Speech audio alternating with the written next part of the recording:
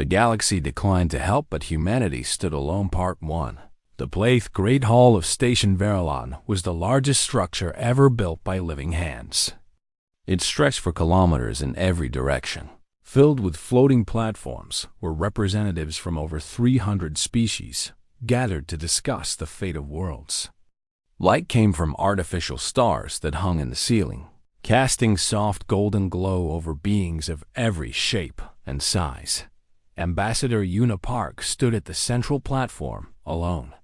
She was a small figure in this vast space, a single human woman facing the judgment of the galaxy. Her hands were steady at her sides. Her voice was calm. But inside her chest, her heart beat with the weight of 8 billion lives. "Honored representatives," she said. The translation systems carried her words to every ear and mind in the chamber. "I come before you today not to ask for charity.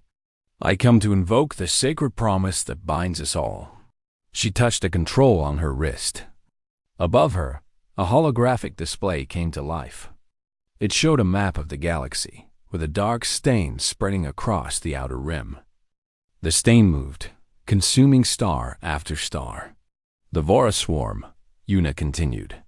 "6 months ago, they emerged from the void between galaxies. They do not negotiate. They do not colonize. They consume. Every world in their path has been stripped bare. Every civilization has been erased." The chamber was silent. Every eye, every sensor, every perception organ focused on the spreading darkness. Their current trajectory brings them directly to Earth in 47 days. Behind Una, her senior aide Taeho Kwan watched the reactions of the assembly. He saw the Caliph delegation shifting uncomfortably. He saw the Merodan ambassadors exchanging quick glances. He saw the Sethrani sitting perfectly still, their ancient faces revealing nothing. 50 years ago, Una said, humanity joined the galactic community. We signed the Compact of Mutual Defense. We pledged our ships, our soldiers, our resources to the protection of all member worlds. When the Caliph faced the boundary crisis, human vessels fought beside theirs. When the Merodan colonies suffered the Great Plague, human doctors worked without rest to find a cure. She paused, letting her words settle into the minds of those who listened. Today, I invoke Article 7 of the Compact. I formally request military assistance in the defense of Earth against the Vora swarm. For a long moment, nothing happened. Then the Kelth High Speaker rose from his platform. He was tall and thin, with gray skin that shifted colors with his emotions. Right now it was pale blue, the color of regret. "Ambassador Park," he said, "the Kelth people honor humanity's past service. However, our fleet is currently engaged in protecting our core worlds. We cannot spare vessels for a conflict so far from our borders. We must respectfully decline." Una nodded slowly. She had expected this. "I understand, High Speaker. Thank you for your honesty." The Merodan ambassador spoke next. She was short and round, with forearms that moved constantly as she talked. "The Merodan Collective shares the Kelth concern. Earth is located in an isolated sector. Any fleet we send would take weeks to arrive and would leave our own systems vulnerable. We cannot accept this risk for a species that has been part of our community for such a short time. We decline." One by one, the representatives spoke. The Tovani cited economic concerns. The Belics claimed their ships were too old for such a battle. The Ostri simply said nothing at all, their silence speaking louder than words. Finally, High Arbiter Malix rose from his throne at the center of the chamber. He was ancient even by Sethrani standards, his body more machine than flesh after centuries of augmentation. When he spoke, his voice echoed with artificial depth. "The Assembly has heard Ambassador Park's request," he said. "The Council has considered the matter carefully. It is the judgment of this body that intervention in the Vorath conflict would pose unacceptable risk to the stability of the galactic community. He turned his cold eyes toward Yuna. Earth must face this threat alone. The Council will not intervene. The words hung in the air like a death sentence. Tejo felt his hands clench into fists. He wanted to shout, to rage, to demand justice from these cowards who hid behind their treaties and their calculations. But Yuna's hand touched his arm, gentle but firm. He forced himself to breathe. Yuna stood perfectly still for a long moment. When she spoke, her voice was quiet but clear. High Arbiter Molochs, honored representatives, I thank you for hearing my petition. I thank you for your honesty in this matter. She looked around the chamber, meeting the eyes of those who had just condemned her world. Humanity joined this community with hope. We believed that together, the peoples of the galaxy could stand against any threat. We believed that the promises we made to each other meant something. She straightened her shoulders. We were young. Perhaps we were foolish. But we kept our promises. When you called for help, we answered. Every time. Without hesitation. Without calculation. The chamber was absolutely silent now. You have made your choice today. I will not beg. I will not plead. But I will say this. Her voice grew stronger. We will remember. She turned and walked toward the exit. Tejo fell into step beside her, his face carefully blank. Behind them, the assembly remained frozen. No one spoke. No one moved. The weight of Yuna's words pressed down on them all. When they reached the corridor outside, Tejo finally spoke. Ambassador. What do we do now? Yuna kept walking. Her steps were steady, her back straight. We go home, Tejo. And then? She stopped at a viewport and looked out at the stars. Somewhere out there, beyond the light of this station, the swarm was coming. Millions of ships filled with hunger and destruction, moving toward a small blue world that had done nothing to deserve their attention. And then we fight, she said. Tejo stood beside her. The odds are impossible. Our fleet is tiny compared to the swarm. We have 200 ships against their millions. I know. We might all die. I know. Does that not frighten you? Yuna turned to face him. For the first time, he saw something in her eyes that he had not seen before. It was not fear. It was not anger. It was something older and deeper, something that burned with quiet fire. Tejo, she said, I am terrified. I am more afraid than I have ever been in my life. But fear does not change what must be done. We are human. We do not surrender. We do not abandon hope. Even when the whole galaxy turns its back on us, we stand. She started walking again. Come, our people are waiting for us. And they need to know that even if we stand alone, we stand together. The ship that carried them away from Station Varelon was small and fast. As it jumped into hyperspace, Yuna sent a single message back to the assembly. It contained no words, no pleas, no accusations. It contained only 3 symbols that every species in the galaxy recognized. The first was Earth's flag. The second was the date, 47 days from now. The third was a single human figure, standing upright, facing forward, alone, unbroken. Ready. The galaxy had made its choice. Now humanity would make theirs. The galaxy declined to help, but humanity stood alone. Part 2. The Gathering. The Gathering, the Chai. News reached Earth before Ambassador Yuna Park did. Within hours, every person on the planet knew the truth. The galaxy had abandoned them. The swarm was coming, and humanity had 47 days to prepare for extinction. The Global Council expected panic. They expected riots, looting, chaos. They prepared emergency forces to maintain order.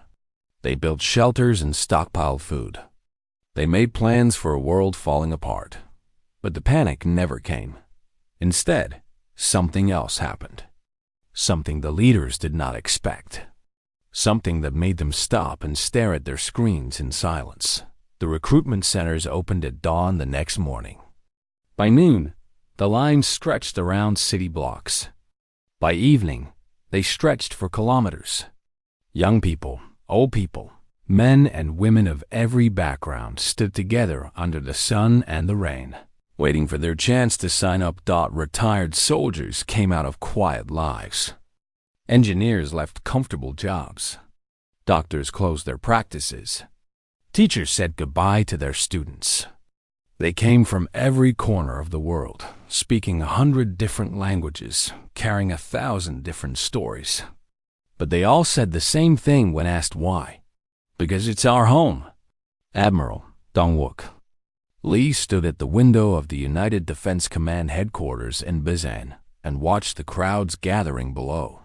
He was 53 years old, with gray hair and a face marked by years of hard decisions. He had fought in the border skirmishes against pirates. He had commanded vessels in peacekeeping missions across a dozen systems. But he had never seen anything like this. "Report," he said to his aide without turning. "Sir, recruitment is at 300% of capacity. We cannot process volunteers fast enough." The orbital shipyards report that civilian workers have flooded the docks, offering to help with repairs and construction. Several private companies have donated their cargo vessels for military conversion. The admiral nodded slowly. "And the fleet?" 212 combat-capable ships, sir. With the conversions and emergency repairs, we might reach 240 by the time the swarm arrives. 240 ships against millions. The numbers were laughable. Any rational calculation said they should surrender, run, or simply wait for death. But the people outside his window were not making rational calculations. They were making a choice. Dong-wook turned from the window. "Begin full mobilization. Every ship that can fly, every weapon that can fire. We meet them in the outer system. Sir, if we engage them that far out, we lose our orbital defenses. I know. But if we let them reach Earth's orbit, the battle will destroy our planet even if we win. We fight them far from home. We make them pay for every kilometer." 3 days later, the flagship Eternal Dawn lifted into orbit, and Admiral Lee took command of humanity's last fleet. Captain Sora Han stood on the bridge of the destroyer Indomitable and watched her crew work. They were young, most of them, fresh from the academy with clean uniforms and eager eyes. They had trained for years, but few had ever seen real combat. In a few weeks, they would face the greatest battle in human history. She thought about her brother. June had been a pilot on the scout ship that first encountered the Var swarm. His vessel had been destroyed in seconds, along with every soul aboard. The message he sent before dying was the only warning Earth received. She kept that message saved on her personal console. Every night, she played it once. His voice, calm despite the terror, describing what he saw. The swarm vessels. The organic mechanical hybrid designs. The way they moved like living things, coordinated and hungry. "Captain." She turned. Lieutenant Hyun Ki-cho, her weapons officer, stood at attention. He was 24 years old, brilliant with targeting systems, and absolutely terrified. He hid it well, but Sora could see it in the tightness around his eyes. "What is it, Lieutenant?" "Dr. Beak is ready for the weapons demonstration." "Ma'am." Sora nodded and made her way to the lower deck, where the research team had set up their equipment. Dr. G1 Beak was waiting, surrounded by cables and control panels. She was a small woman with tired eyes and quick hands, dressed in a lab coat that was covered in scorch marks. "Captain Han," she said, "thank you for coming. I wanted you to see this before we bring it to the Admiral." She gestured to a large device mounted on a testing platform. It looked like a cannon, but its barrel was surrounded by spinning rings of metal and crystal. "We call it the pulse lance. It fires concentrated energy in a tight beam that should be able to pierce Vorth's armor. Should be able to? G1's face was honest. We have tested it on simulations and recovered Vorth fragments. The results are promising, but we have never fired it in actual combat. There are risks. The power requirements are extreme. If the containment fails, the ship explodes. Yes, Sora looked at the weapon for a long moment. How many can we build? With the resources we have? Perhaps 50 before the swarm arrives. Build them. Install them on our fastest ships. If this works, it could change everything. That night, Sora gathered her crew in the Indomitable's main hall. They stood in neat rows, their faces lit by the soft glow of the ship's systems. She looked at each of them in turn. I will not lie to you, she said. The odds are against us. The swarm is vast beyond counting. The galaxy has abandoned us. By every measure, we should have no chance. She paused. But I have seen what you can do. I have watched you train. I have watched you push yourselves beyond your limits. And I believe in you. Not because I must, but because you have earned it. She stepped forward. In a few weeks, we go to battle. Some of us will not return. I cannot promise you victory. I cannot promise you survival. But I can promise you this. We will fight together. We will stand together. And whatever happens, we will face it as one. She met the eyes of Lieutenant Hyan Ki. Anyone who wishes to leave may do so now. There is no shame in choosing life. No one will think less of you. The room was silent. No one moved. Sora felt something warm grow in her chest. Pride, hope, love for these brave young people who chose to stand beside her. Very well, she said. Prepare for departure. We launch at dawn. As the fleet assembled in orbit, Admiral Lee sent one final message to the planet below. People of Earth, today, we leave to face the greatest threat our species has ever known. We do not know if we will succeed, but we know what we are fighting for. Our homes, our families, our future. His voice was steady. The galaxy thinks we are alone. They are wrong. We have each other, and that is enough. The ships began their journey outward, toward the darkness that waited. Behind them, Earth glowed blue and green and beautiful, worth fighting for, worth dying for. On the bridge of the Indomitable, Sora watched the stars stretch into lines as they entered faster than light travel.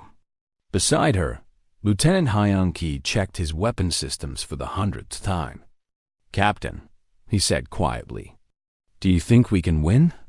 Sora considered the question. I think we can make them remember us, she said. And sometimes that is what victory looks like. The fleet sailed into the night, carrying the hopes of a world that refused to surrender. They were outnumbered. They were outgunned. They were alone, but they were human. And humans did not go quietly. The galaxy declined to help, but humanity stood alone. Part 4. Unexpected Witnesses. Kelith observation ship Quiet Eye drifted at the edge of the battle zone, its sensors recording everything. Inside, Taram sat alone at his station, watching data streams that showed the death of human vessels in cold. Precise numbers. He was young for a Kelith, barely 40 years old. His government had chosen him for this mission because of his lack of importance. If the swarm detected his ship and destroyed it, no one of value would be lost. He was expendable. His orders were simple: observe humanity's destruction and create a detailed record. This record would be shown to other young species who might one day challenge the natural order of the galaxy. See what happens when you stand against forces greater than yourself. See how the weak are crushed. But as Taram watched the battle unfold, he found himself unable to look away. The human ships were being destroyed. That much is true. Their losses were severe, their situation desperate. By every calculation, they should have retreated. They should have surrendered. They should have accepted the inevitable. They did none of these things. Instead, they fought with a fury that Tarim had never seen. When one ship fell, others covered its escape pods. When a formation broke, survivors regrouped and attacked again. When commanders died, junior officers stepped up without hesitation, and they kept fighting. Tarim requested permission to approach the human flagship. He told his government it was to get better recordings. In truth, he simply needed to understand. Ambassador Una Park met him in the hangar bay of the Eternal Dawn. She was smaller than he expected, a quiet woman with tired eyes and steady hands. She did not smile when she saw him. "You are the observer," she said. "It was not a question. I am. You came to watch us die." Tarim felt shame rise in his chest. He had never felt shame before. It was an unfamiliar sensation. "I came to document what happens. My government wishes to understand." Una studied him for a long moment. Then she nodded. "Come with me. I will show you what you came to see." She led him through the ship. The Eternal Dawn had taken damage in the first battle. Scorch marks covered the walls. Repair crews worked without rest, welding metal and replacing cables. The air smelled of smoke and sweat and something else that Tarim did not recognize at first. Determination. They passed the medical bay. Wounded soldiers lay on every available surface, their bodies broken, but their eyes alert. A young woman with bandages covering half her face was arguing with the doctor. "I can still fight," she insisted. "Put me on a gun crew. I only need one hand." "You need to rest," the doctor said gently. "I will rest when they stop coming." Una led Tarim to the observation deck, where they could see the fleet gathered around Mars. The ships were wounded, many barely holding together. But they were still here. 43 days ago, Una said, I asked the galaxy for help. I invoked treaties and promises. I reminded your leaders of the times we stood beside them. She turned to face him. They said no. Every single one of them. I know. Tarim's voice was quiet. I was there. Then you know how alone we are. You know the odds against us. You know that by every rational measure, we should have already surrendered. Why have you not? Una looked out at the stars. Because we are human, and humans do not measure their actions by what is rational. We measure them by what is right. She pointed to a small ship moving between the larger vessels. It was a rescue craft, picking up escape pods from the last battle. That ship has made 17 trips. Its captain is a woman named Mi Young. She was a civilian transport pilot 3 weeks ago. She had never been in combat. Now she flies into danger again and again to save strangers. When I asked her why, she said, because someone has to. Tarim watched the small ship complete its rescue and turn back for another run. Your people fascinate me, he admitted. We Caliph live for centuries. We calculate every action, weigh every risk. We survive by being careful. And yet you are here. I was ordered to be here. But you asked permission to come aboard. Your orders did not require that. Tarim was silent. She was right, and he did not know how to explain it. Over the next 2 days, he stayed aboard the human flagship. He watched repair crews work triple shifts without complaint. He watched officers give their food to enlisted soldiers who needed it more. He watched a memorial service for the fallen, where Captain Sora Han stood before her surviving crew and spoke names, until her voice broke. Then she wiped her eyes and went back to the bridge. The second battle came on the 3rd day. The swarm had regrouped. Their numbers seemed even greater now, reinforced by vessels from deeper in their formation. They came at Mars in waves, seeking to overwhelm the human defenses through sheer weight. The humans had prepared. Using the gravity of Mars, They created slingshot maneuvers that sent ships around the planet at incredible speeds. Suicide drones loaded with explosives flew into swarm formations and detonated. Ambushers from behind asteroids caught enemy vessels by surprise. That it was not enough to win. But it was enough to make the swarm bleed. Dr. G1 Beak, working from a mobile laboratory ship, made a breakthrough during the battle. She identified the specific bioships that coordinated swarm movements. They were larger than command vessels, hidden deep within the enemy formation, connected to thousands of other ships through organic networks. Destroy these, she transmitted to the fleet, and the swarm loses its mind. They become feral, uncoordinated, vulnerable.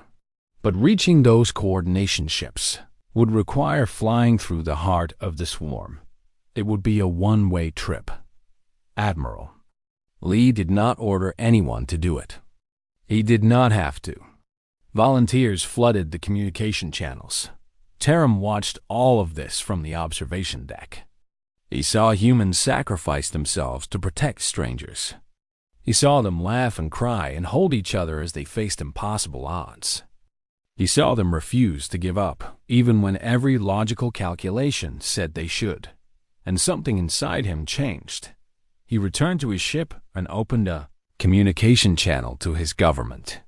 His hands were shaking. What he was about to do would end his career. It might end his life. But he could not watch any longer without acting. "Hi, Speaker," he said when the connection was established. "I have observed the humans as ordered. I have seen what they do when abandoned. I have seen how they face destruction." He took a breath. "They are not weak. They are not foolish. They are something we have forgotten how to be. They are brave. They fight not because they think they will win, but because they believe it is right. And he straightened in his chair. "I am requesting that the Keleth people reconsider their position. I am asking you to send help, not because we owe them, but because they deserve it. Because if we let them die alone, we will have lost something that cannot be measured." The High Speaker's face was unreadable. "You are overstepping your authority, Taram. I know. This could destroy your future. I know." The connection ended. Taram sat in silence, uncertain if his words had meant anything at all. But far away, in the great halls of the Keleth homeworld, something unexpected happened. Other voices rose to support his plea. Young Keleth, who had watched the same recordings. Old Keleth, who remembered ancient times when their own species had fought against the darkness for the first time in centuries. The Keleth began to argue about whether to intervene, and on the eternal dawn, Ambassador Una Park received a message. It was short. It was unsigned. But it gave her something she had almost forgotten how to feel. It gave her hope. The message said, "We are watching. We are arguing. Do not die yet." Una closed her eyes and smiled. "We will do our best," she whispered to the stars. The galaxy declined to help, but humanity stood alone. Part 3. First Blood. The asteroid belt beyond Mars was cold and dark. Rocks the size of mountains floated in silence, spinning slowly through the emptiness. For millions of years, nothing had disturbed this place except the occasional probe or mining vessel. Now, 238 human warships waited among the stones. Captain Sorahan stood on the bridge of the Indomitable, her eyes fixed on the long-range sensors. The display showed the approaching swarm as a massive red cloud, growing larger with every passing hour. Individual ships were impossible to count. The computer had simply given up and labeled the contact as numerous. "Contact in 6 hours," Lieutenant Hyan Ki reported. His voice was tight. "Preliminary count estimates over 40,000 vessels in the Vanguard alone." 40,000. And that was just the first wave. Behind it came millions more. Admiral Lee's voice came over the fleet communication channel. "All ships, this is Eternal Dawn. The enemy will enter engagement range at 1400 hours. Remember your training. Remember your positions. And remember why we are here. A pause. We are the wall between them and everything we love. Today, we show the galaxy what humans are made of. All ships, prepare for battle. Sora turned to her crew. They were scared. She could see it in their faces, in the way their hands trembled slightly over their controls. But they were also ready. They had chosen to be here.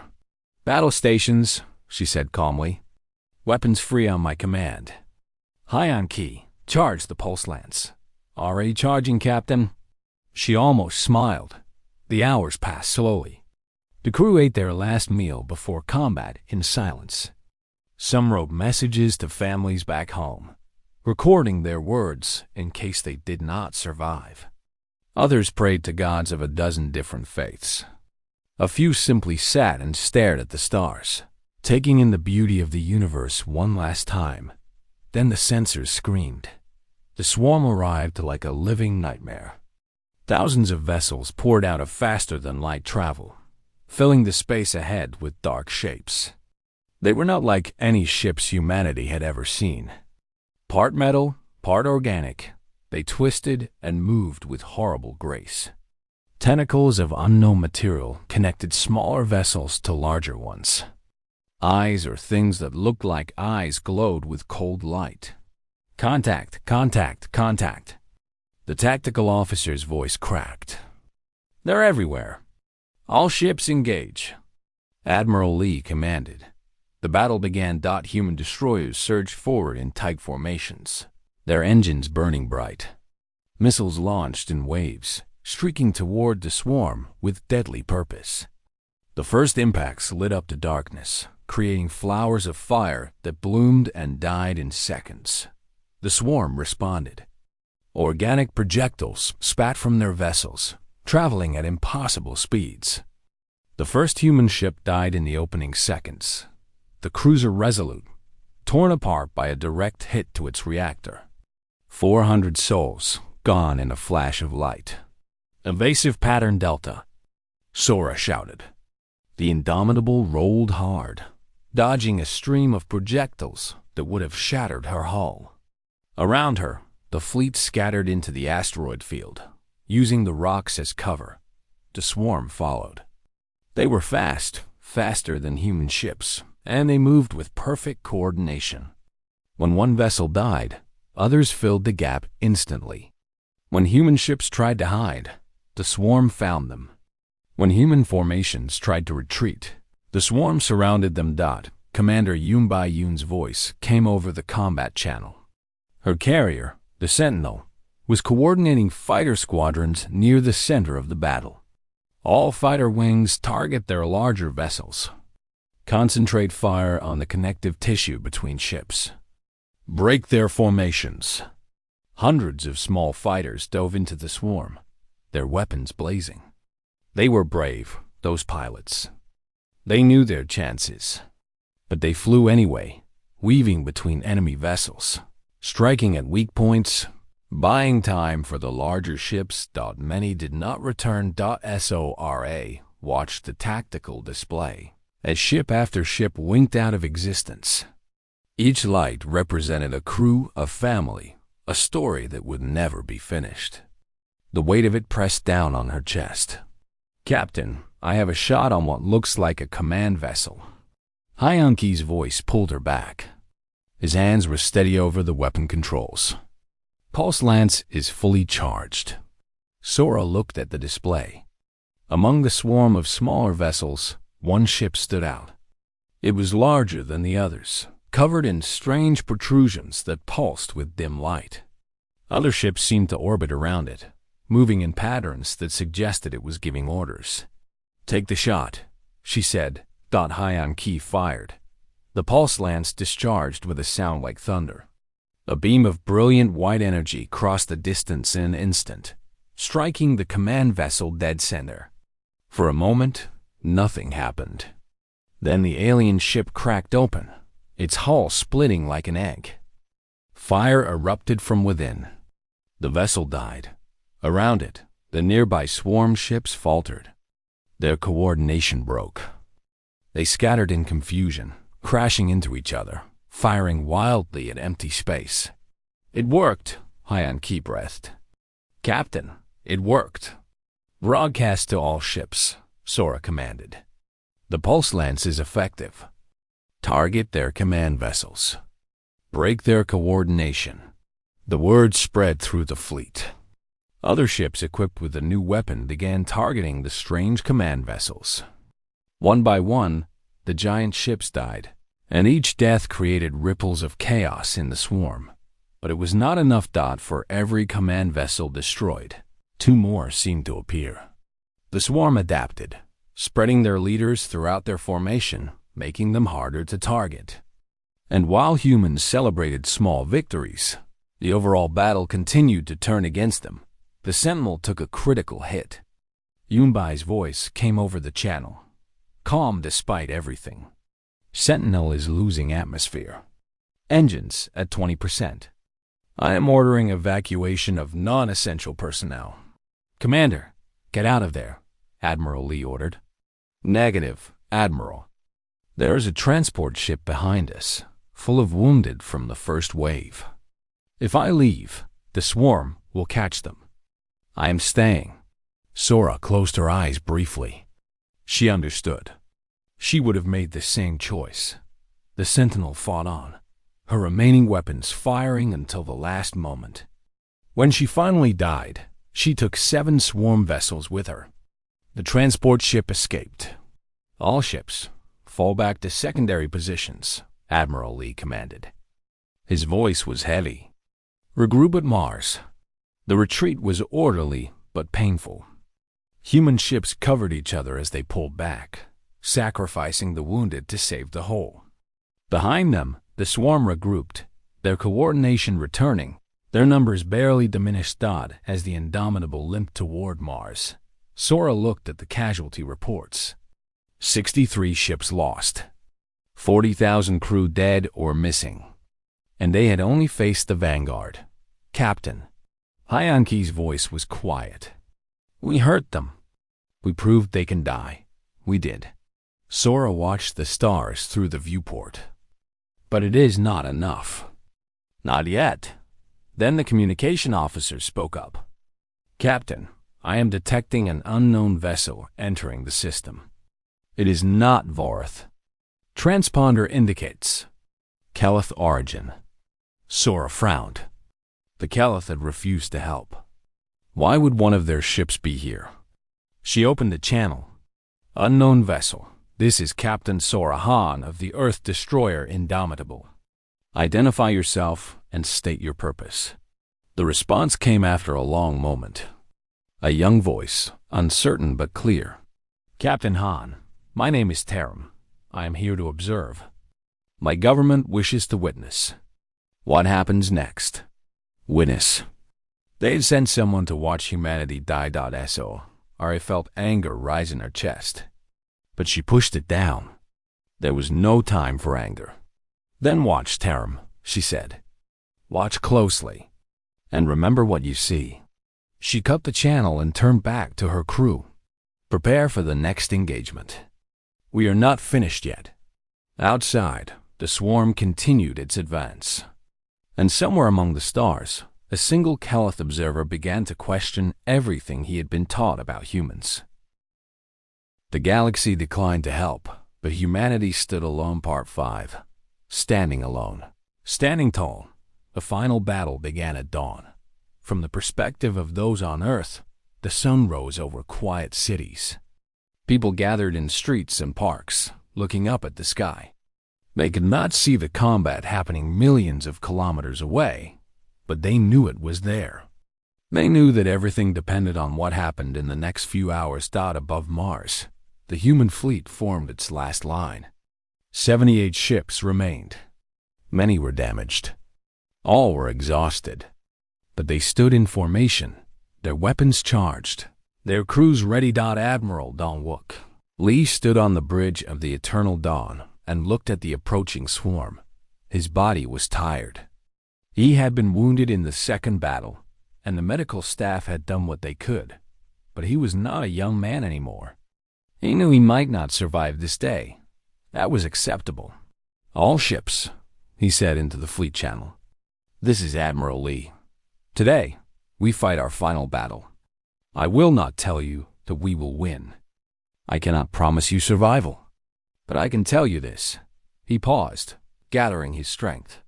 "Whatever happens today, the galaxy will remember.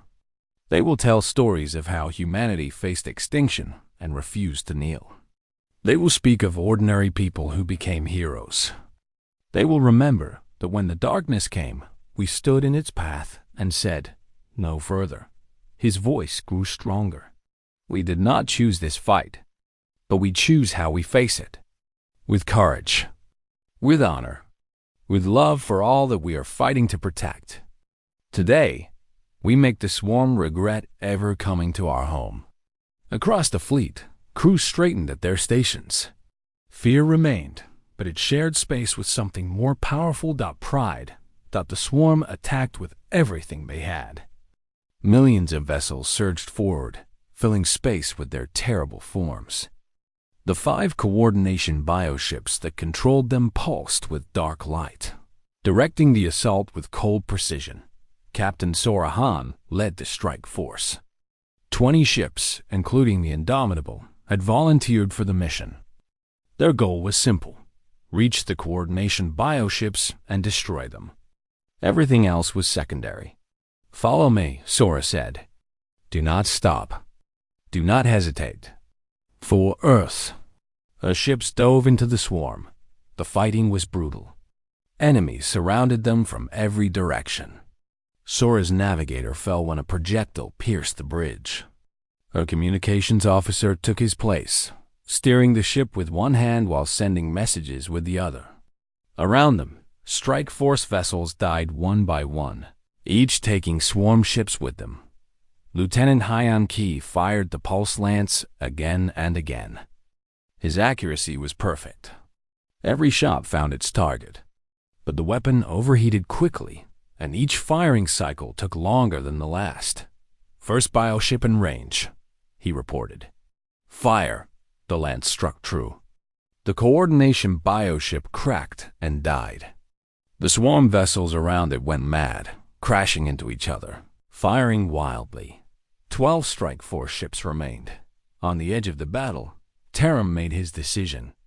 His orders no longer mattered. His career no longer mattered. He had watched these humans fight and die for 3 days, and he could not watch any more without acting. He turned his observation ship toward the combat zone. Quiet Eye was not a warship.